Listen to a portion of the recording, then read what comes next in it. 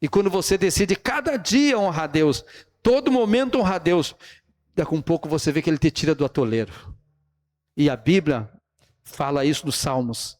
O Senhor, esse pobre clamor, diz assim, e o Senhor ouviu, e se inclinou para mim, e tirou-me de um charco horrível de lodo, e pôs os meus pés firmes sobre uma rocha.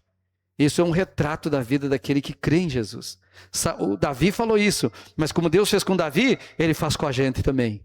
E não é para a gente agora viver na vida como um coitado, um qualquer. Agora é para reinar na vida, porque agora o Rei dos Reis está aqui morando. O Espírito Santo está aqui morando.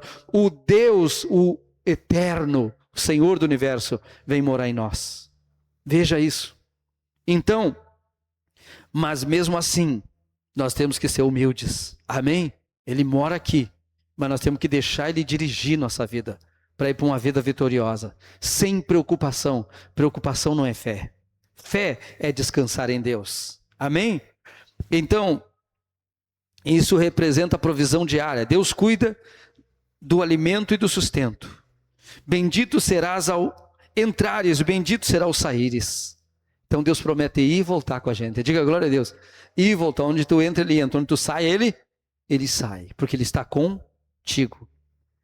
Bendito será o entrares e bendito será o saíres. O Senhor acompanha o seu povo em todos os momentos. O salmista no Salmo 121, versículo 8, declarou: o Senhor guardará a tua saída e a tua entrada, desde agora e para sempre. Então não é ter um pedaço. Não é ter um pouco. As pessoas que pegam a palavra de Deus pelo um pedaço, as pessoas que pegam um pouco das bênçãos, não pegam tudo. Ela diz: mas eu não sei, não sei o que fazer. Só confia. Só descansa. Só crê. Esteja a palavra de Deus da fé que pregamos na tua boca e no teu coração, e tu vai ver se cumprir na sua vida. Amém? Deus concede vitória sobre os inimigos. Então, a gente não faz inimigo. A gente não tem inimigo. A gente não procura fazer inimizade com ninguém. Nós estamos aqui para ser o mais amigável possível com as pessoas. O único inimigo nosso é o diabo. Somos inimigo do sistema mundano. Amém? Porque já vivemos lá. Sabemos o quanto é ilusório. Sabemos o quanto é enganador. Então, nós não somos mais amigos desse sistema. Nós somos inimigos. Porque nós somos amigos daquilo que vai trazer para a vida das pessoas uma vida melhor. Amém? Uma vida vitoriosa. Por isso nós somos agora amigos de Deus. E inimigos do mundo. Amém? Mas não das pessoas. Então o Senhor fará que sejam derrotados na tua presença os inimigos que se levantarem contra ti. Não é você que se levanta contra as pessoas. Você nunca deve se levantar contra ninguém. E se levantarem contra você? Pai, perdoa as nossas dívidas. Assim como nós perdoamos os nossos devedores. Essa parte da oração, se isso é uma parte da oração, é da oração diária. É da oração que se faz todos os dias. Toda a ofensa de cada dia, tudo que o inimigo tenta sujar você, porque o inimigo quer sujar o teu coração. Quando ele não pode fazer nada, ele tenta sujar o seu coração. E ele levanta pessoas para irritar, para incomodar, levanta pessoas como inimigos contra a sua vida. Mas cabe a você ouvir a voz de Jesus que diz: perdoa-lhes. Perdoa porque eles não sabem o que fazem. Porque aqui tem uma promessa. Se se levantarem contra ti, serão derrotados na sua presença. Então não é você que vai derrotar. Não é você que vai fazer nada. É aquele que está em você. Ele julga melhor. Ele sabe melhor. Ele vê melhor. Agora ele vê o que a gente sente. Ele sabe, a gente não pode negar que a gente sente às vezes raiva, a gente sente, né? Mas a gente não deve guardar, é diferente. Você pode ficar irado, você pode ficar com vontade de dar o troco, você pode, tudo isso é natural do ser humano. Você não é um anjo ainda, amém? Mas você controla o seu espírito, você controla o seu sentimento, porque Jesus disse: perdoa, então você diz: está perdoado. Não haverá vingança, não vou nem torcer para o mal, eu vou amar essa pessoa. Como é que eu faço isso? É uma decisão. Ame. A Bíblia manda amar o seu inimigo. Amar o amigo é fácil. É, né? Amar um familiar, amar os que te amam. Todo mundo quer amar quem o ama. Mas amar o inimigo, então não é uma coisa de sentimento. É uma coisa de decisão. É como fidelidade, é uma coisa de decisão. Sentindo ou não, eu sou fiel. Sentindo ou não, estou na palavra. Sentindo ou não, estou honrando. Porque é a palavra. E o que vale aqui é a palavra. A palavra é a vontade de Deus. O que ele diz é a vontade dele. Então, se ele manda perdoar os meus inimigos, eu vou perdoar. Já estão perdoados. O que vão fazer amanhã está perdoado já. Por um caminho sairão contra ti, mas por 7 caminhos fugirão da tua presença. O povo de Deus enfrenta batalhas, mas não luta sozinho. A promessa não é a ausência de inimigos, mas a presença de Deus na batalha. Diga glória a Deus. Então Deus estará presente. Deus viu. Você não precisa contar para Deus. Não precisa dizer nada. Você só vai dizer, Pai, perdoa. Essa pessoa não sabe o que fez. Essa pessoa não sabe o que está fazendo. Senhor, imagina essa pessoa convertida, hein? Que tal você falar para Deus assim na sua oração? Imagina essa pessoa convertida. Está me odiando, me odeia por nada. Mas imagina ele ser meu irmão. O Senhor salvar ele. E aí quando o Senhor salvar ele, ele vai reconhecer que eu sou teu. E isso será a minha maior vingança.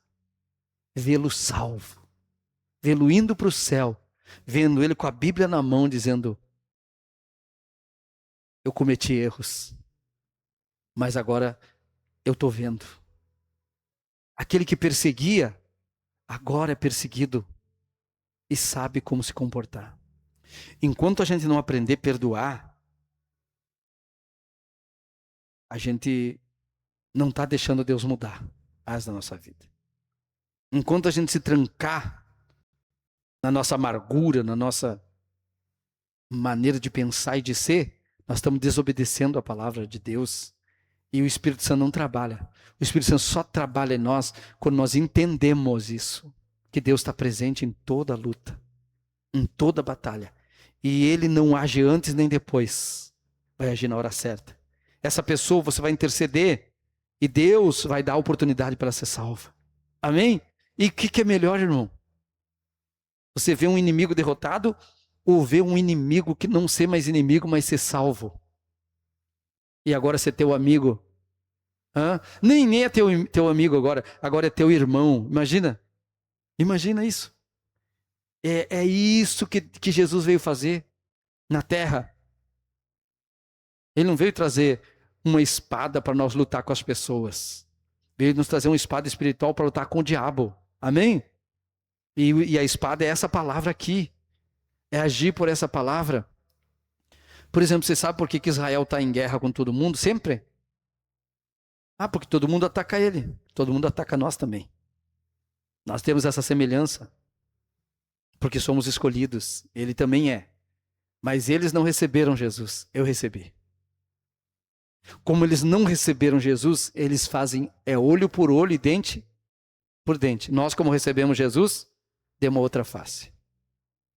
Pediram a túnica, damos a capa. Nos obrigam a dar uma quadra, vamos 2. Você entendeu que Jesus ensinou é diferente? Ele não ensinou a gente resistir. Ele ensinou a gente permitir e ir. Por isso que a Bíblia diz, somos entregues como ovelha para o matadouro todos os dias. Agora você acha que Deus não está presente? É nessa entrega que Deus está presente. É nessa entrega. É nessa confiança que Deus está presente. E é aí que a gente vai ver se a gente confia em Deus ou não. Então, Salmos 20, versículo 7 diz assim, uns confiam em carros, outros em cavalo. Nós, porém, gloriaremos o nome do nosso Deus. Amém? Nós estamos de pé para a glória dele. Estamos vivos, é para a glória dele. Estamos vencendo, é para a glória dele. Tudo é para ele, porque dele, por ele, para ele são todas as coisas. Então, estava meditando sobre isso. Qual é a intenção de Deus de enviar Jesus para nós? Nos salvar dos nossos pecados. E o que o pecado fez com nós? O pecado faz a gente não perdoar. O pecado, além de fazer a gente também cometer as mesmas coisas que os outros cometem com a gente, faz a gente não perdoar. Faz a gente querer se vingar. Faz a gente ser como qualquer ser humano. Mas qualquer ser humano é assim. Você vê que as pessoas hoje, e sempre foi assim, morrem por orgulho, morrem por vaidade, lutam para mostrar que são mais fortes. Tudo fazem por uma coisa só. A Bíblia diz assim, que tudo que o homem faz é por inveja do seu irmão.